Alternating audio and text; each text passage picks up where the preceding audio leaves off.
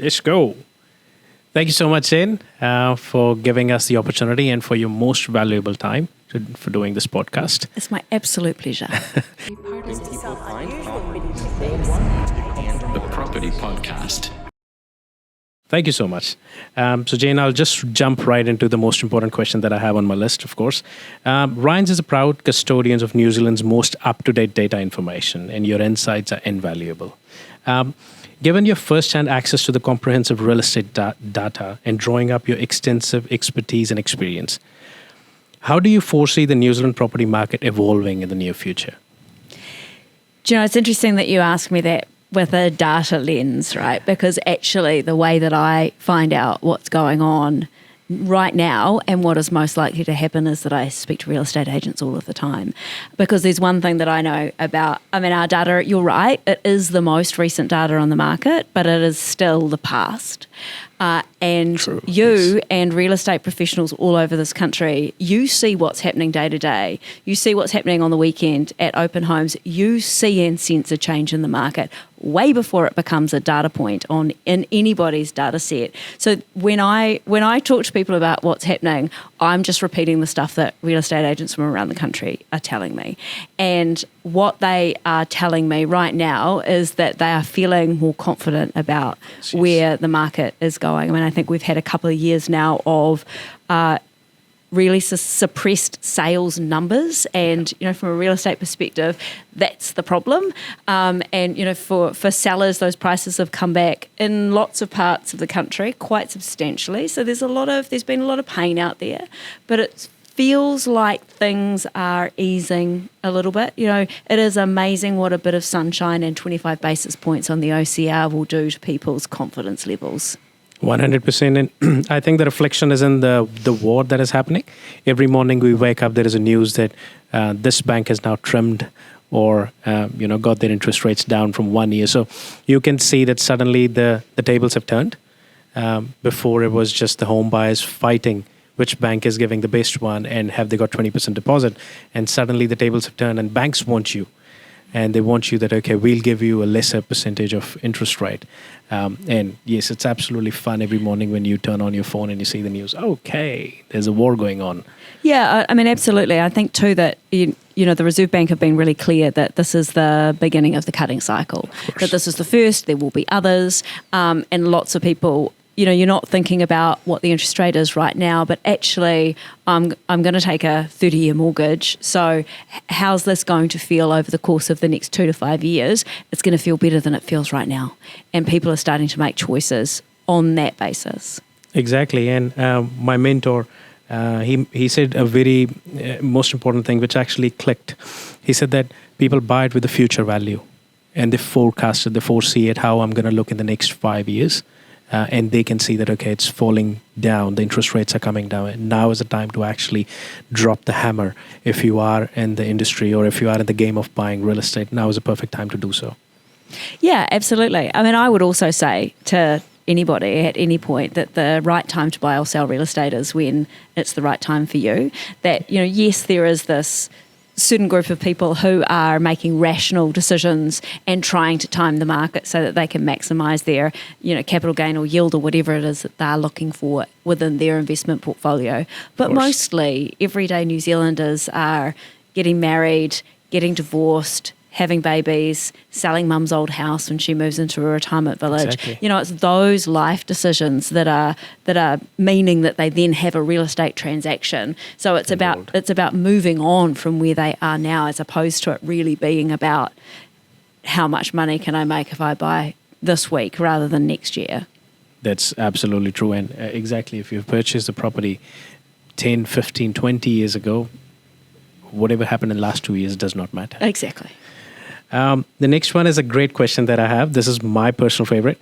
Word on the street is that you were in auction competition. And how was your experience to be on the other side of the pond? Well, yes, I did. I entered the REINZ Novice Auctioneering Championship. I remember that very clearly. 2 years ago. And I did it because I was peer pressured by a whole load of auctioneers 1 year. They gave me grief about it. And I actually thought, do you know, I need to do some professional development, like real estate related professional development, and going to conferences is great, but I actually wanted to do something a bit different. And I believe that all growth is outside your comfort zone. And so I thought about, you know, what could I do that was outside my comfort zone? And I was getting this kind of peer pressure as well. And so I thought, oh, God, how hard can it be? I mean, really, I watch these people at auctioneering competitions and it looks like a whole load of peacocks fluffing their feathers at each other, right? And I thought, I can fluff my peacock feathers with the best of them, so I'm in. And then I, made a bit of noise about the fact that I'd done it because, you know, that's who I am. And I ran into a woman called Karen Worley in the Corrie Lounge in Wellington when I was flying back to Auckland one day. And she said, I hear you're doing the auction competition. I said, yes, I am. And she said, who are you training with? And I said, people train for this? She said, yeah. They train hard. They train hard. Oh, no. Yes. Because I just thought I would show up, and how hard can it be, right? And so she said, don't worry, I'll sort you out. So she put me in touch with a man who has become a very dear friend of mine, Grant Child. Oh, yeah. And he made it happen for me. He did not let me off the hook. He put me through my paces big time. I put a lot of work into that because I decided that I was not going to show up to a REINZ competition and be average.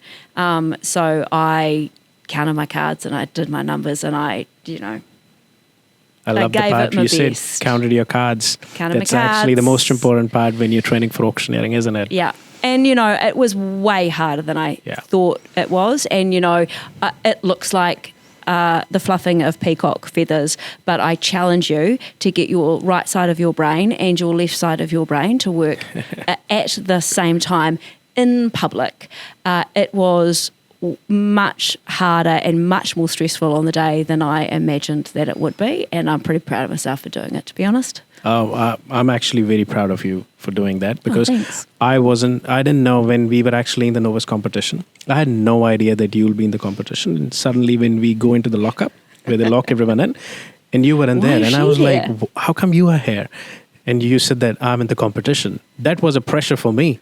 Oh my goodness, okay. I knew that, okay, I'll be up against these 15 people. I didn't know the 16th person. Okay, now the pressure is more when I saw you. But your call was amazing. I did see the whole call, and we went back and we saw the call again.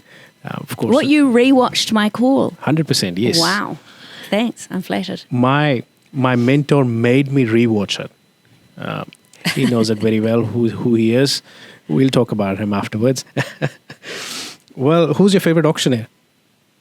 I don't have a favorite. I love them all. There might be one, I believe. No? One favorite auctioneer?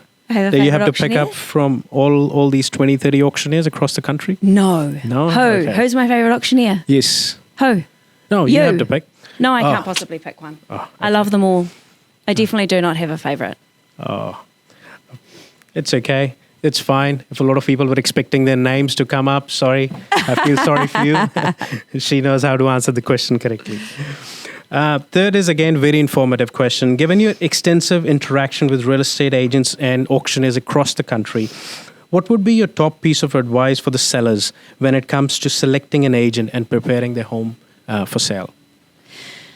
That's a great question, and I think it's different depending on what it is, where you're at in your journey, how much you know, and what you want from your agent, right? I mean, for me personally, I want somebody who is going to hold my hand through the process.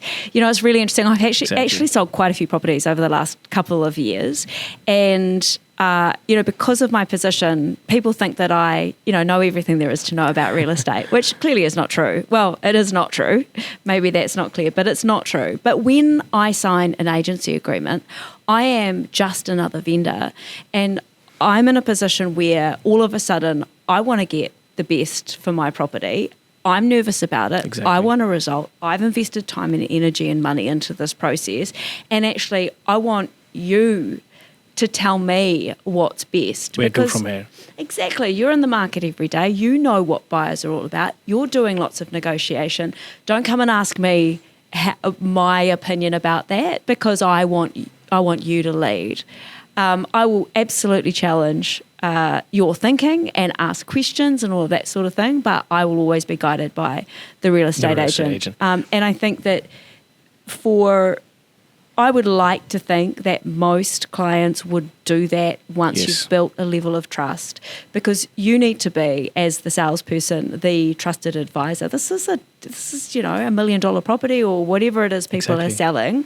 I want to make sure that I'm getting the best possible advice, and that's not going to come from something that I'm going to make up. Maybe I'm different in that I know that you know more than me, and I think a lot of people think that real estate is really simple. And that I'm just going to talk to my neighbour, and my neighbour said I shouldn't do an auction. Well, is your neighbour in the market every single day having conversations with buyers and sellers and getting premium prices for properties? Probably not.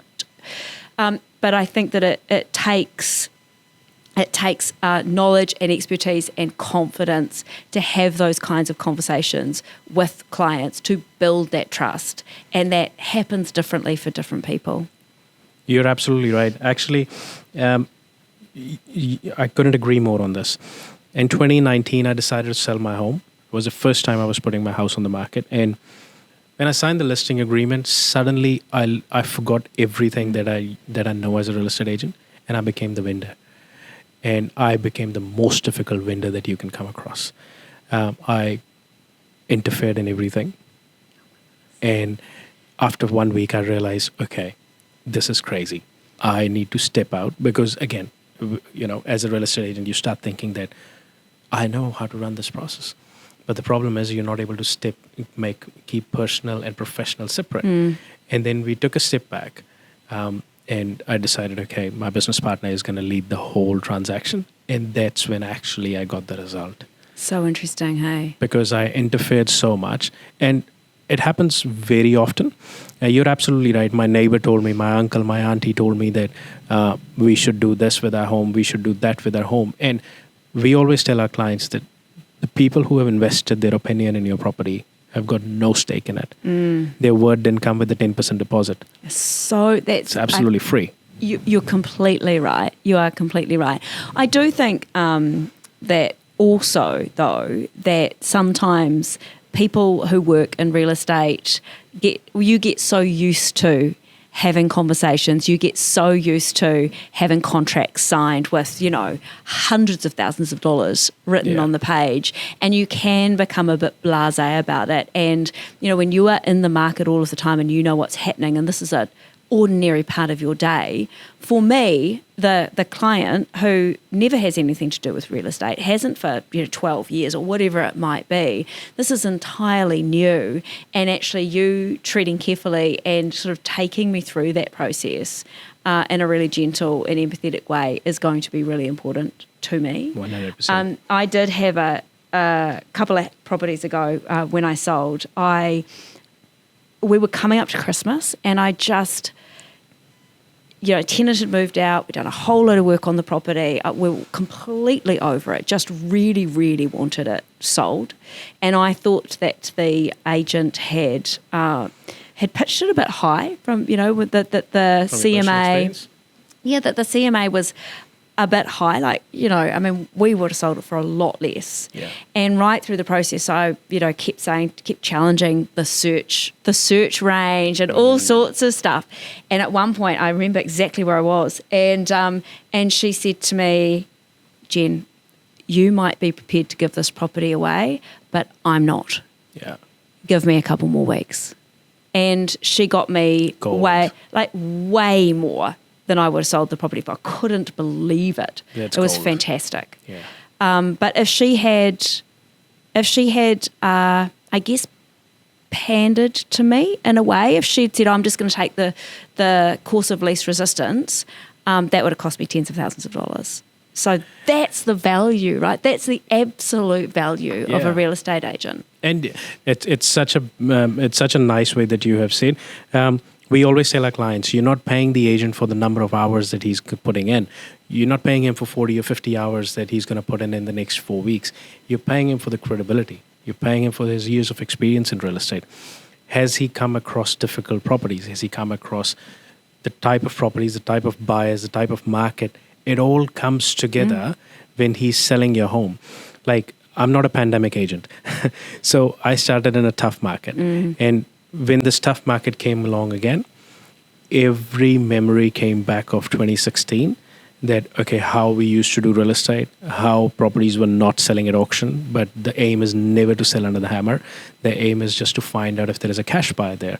But that mind frame was something that you can't step away. But you are absolutely right. Sometimes it's just about not the first offer, it's the best offer. That you just push back and say, no. As an agent, no, we want you to hear it from our side. We see the market, or maybe this buyer has more, just wait, hold tight. And they turn around and pay you more, actually, because there's money left on the table. Yeah, absolutely. Given your extensive interaction, and what do you consider to the biggest challenge in your role as a CEO of REINZ? It's a great question.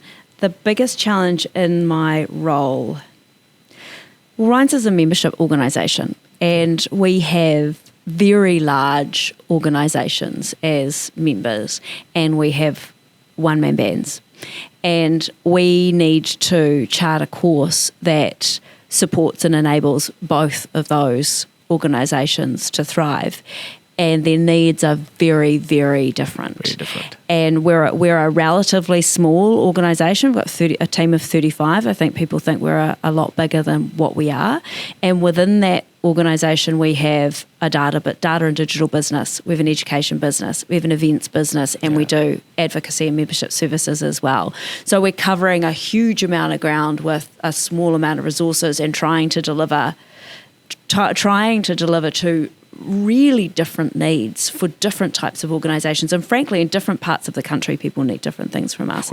So it's about balancing the needs of all of those people and being really clear about what the high value work actually is. What is the stuff that's going to turn the dial?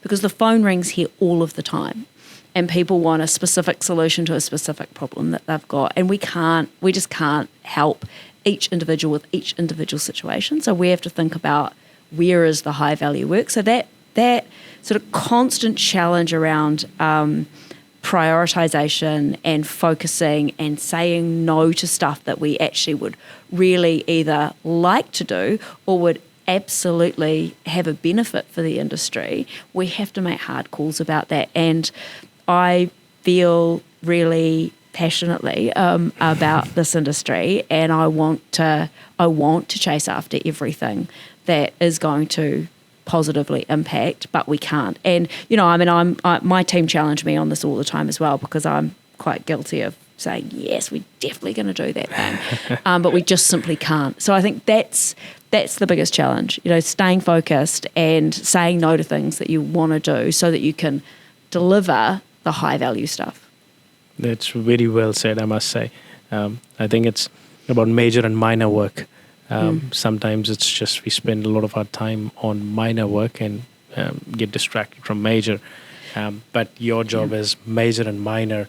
As a real estate agent, major and minor, we differentiate quite significantly. But in your role, the minor work is actually very important, and the major is important as well, because every individual has their own requirements and needs from expectations from REINZ in terms of this thing needs to be fixed, and then you have to get involved in every minute details of it.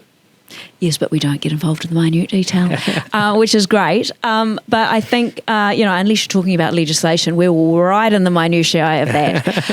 But, I think that this is, it doesn't matter whether you're talking about your work. And, I know that as a real estate agent, you're constantly looking at how can I be more productive? What are the dollar productive tasks that I can do? What can I outsource? It's this constant challenge because, the role is all encompassing, but how do you focus on the stuff that's going to make the difference in your business? People are doing this, really successful people are doing this in their lives. Correct. Right? Not just about your work, but what do you need in your life in order to thrive, and how are you making sure that you're prioritising that, whether that's getting to the gym or eating well or meditating or time with your children, whatever it is. It's like, how am I making sure that this one life is as good as it possibly can be, and I'm being deliberate about where I'm putting my time and energy. Wow. Ooh, sounds like a lot of work. What challenges do you anticipate in real estate industry will face over the next 5 years?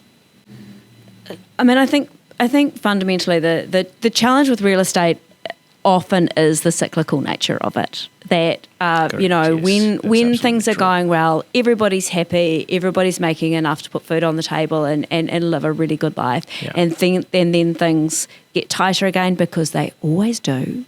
And people forget that it's a cyclical business and they haven't prepared particularly well for it, and so there's pain, and then we come out the other side and off we go again. I think that's a constant challenge. I think too that the way that society is changing, the way people are changing, the way that their expectations of their service providers is changing.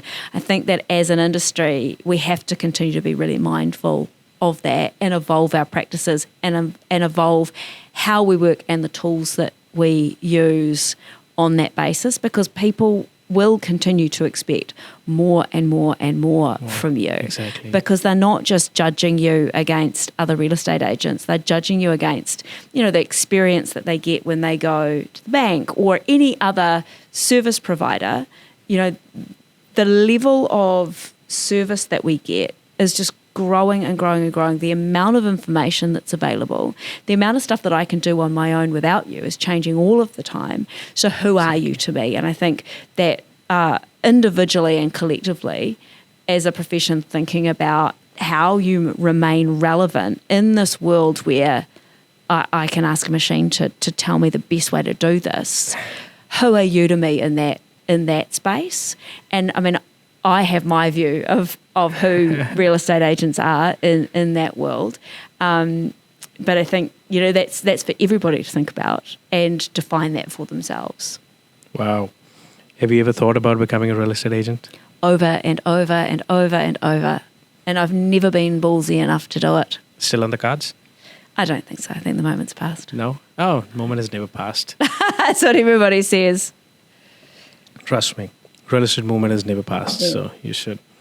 I actually, the last two jobs, including this job, the last two jobs that I have got, you know, I get to this point in a role where I think, all right, well, things need to change. I want to do something different. What is it that I want to do? And I always, every time I'm thinking about it, I kind of think about, right, what's the next job? What's it going to have in it? What do I want? Like, how would I create this perfect opportunity if I could?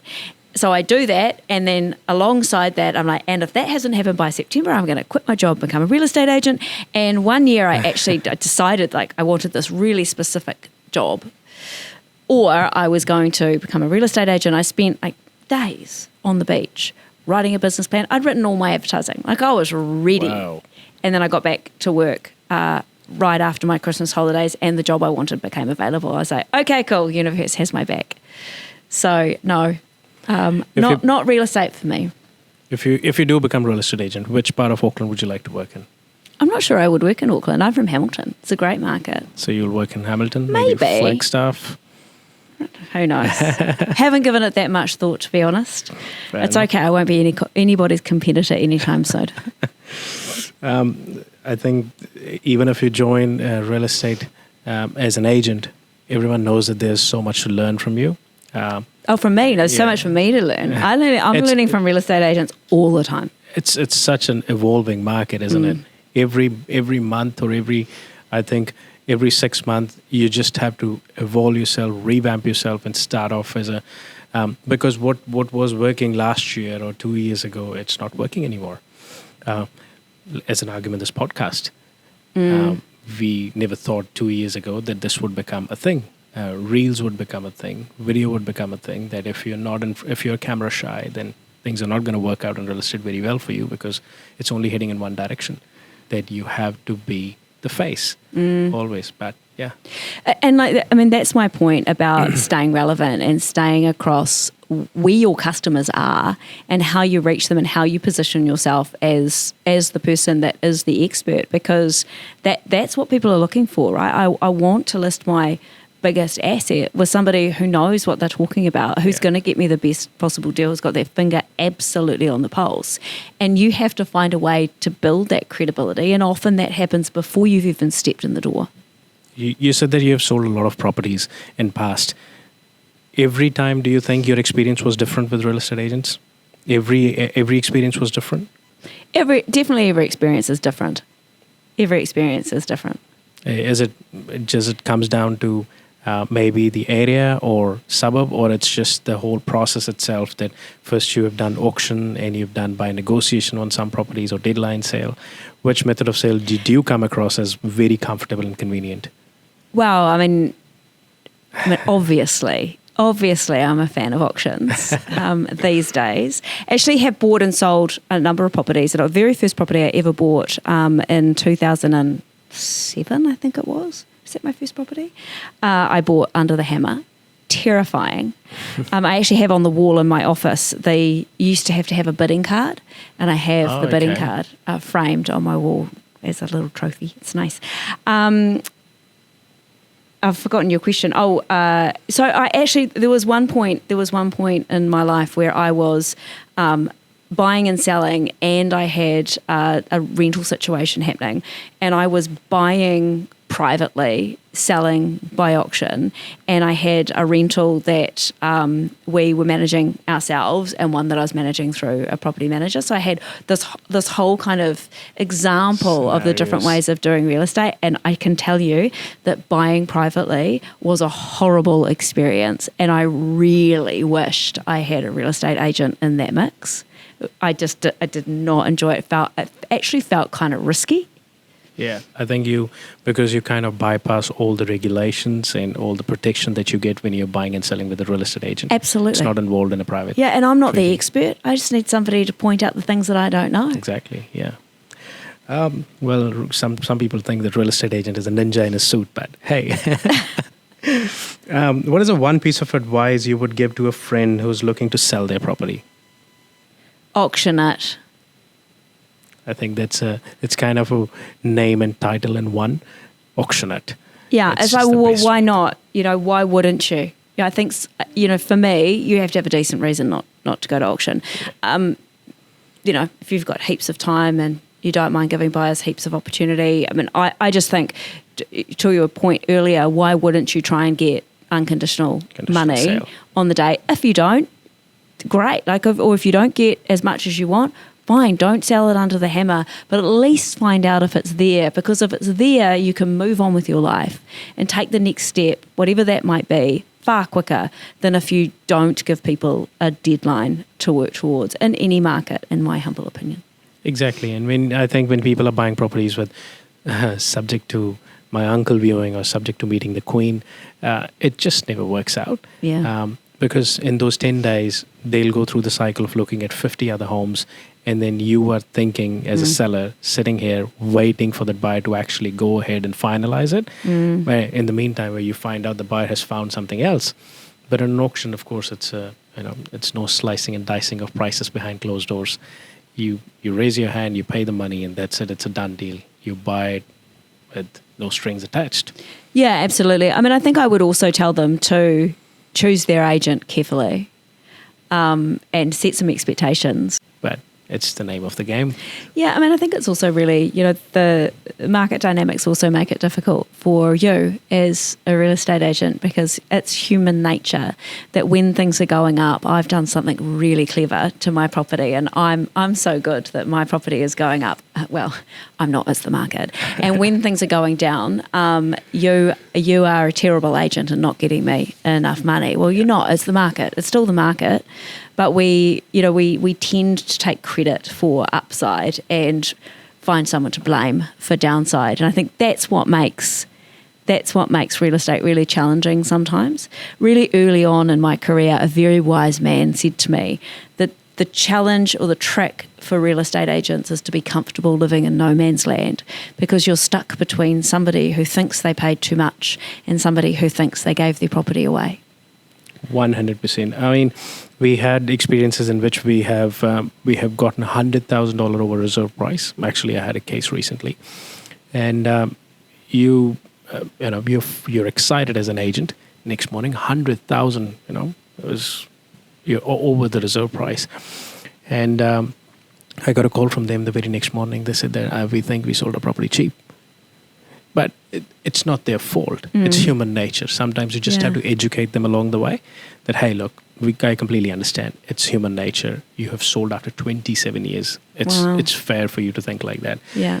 How about I come today? I'll come over. I'll bring some recent sales in the area. That'll give you a bit of a peace of mind that, okay, you made some decent money. You've sold it at a premium price. No other property has sold in the area for that much. Does it give you comfort? They're like, yeah, actually, we don't mind. And we went around, we showed them the recent sales, and they were super happy. They were actually excited. So but interesting. because they were listening to so many external factors which were not relevant and which were not making any sense, there was no credibility of people saying that information, because it's very easy. Talk is cheap. And there's no such thing as smooth mountain. You have to give them the stats and show them this is what it is. There are 5 sales that took place, which was cheaper than your property, and we've got you this much money. What do you? And they're like, hey, now we love it now. We're going to give you a nice 5-star review. But I think education that comes along the way, a lot of real estate agents miss the fact that when they start working with the sellers, they take it for granted. They believe that, okay, the sellers will know all these things. But if you break down every single thing, like you said, I want the real estate agent to actually walk me through the process. Like hold my hand and tell me, okay, tomorrow morning we'll go live. I'll send you the links of all the listings. If you don't like anything, call me. We'll fix it. Open home times will go through. Post-inspection feedbacks will come in the picture. Yes, I had a very nice video of Aaron Davis. I said that because someone actually commented on our post and said, how will the reserve work? And that was a very interesting question that came out. And Aaron said that it's fluid. That's interesting. Aaron Davis is my mentor, just letting you know. So he said the reserve is fluid. It does not matter. You can have $1 million reserve on a $500,000 home for I care. But I'll show you the market, and then you have a decision to make. It's yes or no. Or we'll never put you under any duress to sell the property with us on the day. So but tomorrow, if the property is not sold and you're not getting anyone through the door, then the choice is yours. Then it's your responsibility that you had the option and you're the one who's at fault. Yeah, there's so much psychology in all of this too, right? You know, the example that you just talked about in terms of the people who sold their property for a wonderful premium and then thought they'd undersold it. Yeah. You know, it's that loss aversion. The sense that I've missed out on $5,000 or I've missed out on $10,000. Yeah. It's like, no, you've gained like $1.2 million. Exactly. So, you know, it's the, some human people, brains. Sometimes buyers get stuck as well. And they say that, I think I've paid, I don't want to pay another $2,000. We usually tell them, I get $2,000 more and the deal is done. No, thank you. And sometimes I feel like you're thinking about only today. You're not thinking about 30 years. Like $3,000 for 30 years. Are you serious right now? Like, how can you not calibrate this fact? But again, this is where we as an agent think, because we start thinking from taking it as a granted, because we do it day in, day out. And once you go into the scheme of the buyer's perspective, they feel like we've already exceeded. We were planning to spend $900. We are at $970. You want us to pay another $300? It's not the 2. It's the $970 that came before the 2 that's the problem. Exactly. It's the $73,000 we hate right now. So it's not the $2,000, but it's the name of the game. They say if you want to make everyone happy, go sell ice creams. Yes. I also think, you know, when people say the property is just not worth that, well, somebody else is prepared to pay it, so maybe it is. Exactly, and you're so right about it. And I personally believe, correct me if I'm wrong, please, people don't call real estate agents these days to get the valuation done of your home or find out the value, what their home is worth. They actually know the worth of their home. It's just to find out how he's going to do the marketing or why he different from another 10,000 agents in the market. Yeah, exactly. Who is the person that is going to navigate this process to bring the most amount of competition to my door to get me the best possible price? And, you know, I think too that, you know, the last couple of real estate agents that I've used were brilliant negotiators. You know, one of them, she went back multiple times when I maybe would have signed the contract because I just really wanted it sold. She's like, no, we're not going to do that. You're not going to countersign it at that level. Let me try and get a little bit more for you. She really worked really very hard to get the most that she could. And, you know, I've just listed another property with her because of that. Did you like the auctioneer? I did. Thank you so much, Jane. Thank you so much for your time. And thank you for sharing all this information. It's some golden nuggets for everyone to pick up and collect. And I will bother you again with some more questions in near future whenever you have time. Fantastic. It's Thank an you so absolute much. pleasure. Thanks a lot. Thank you, Jane.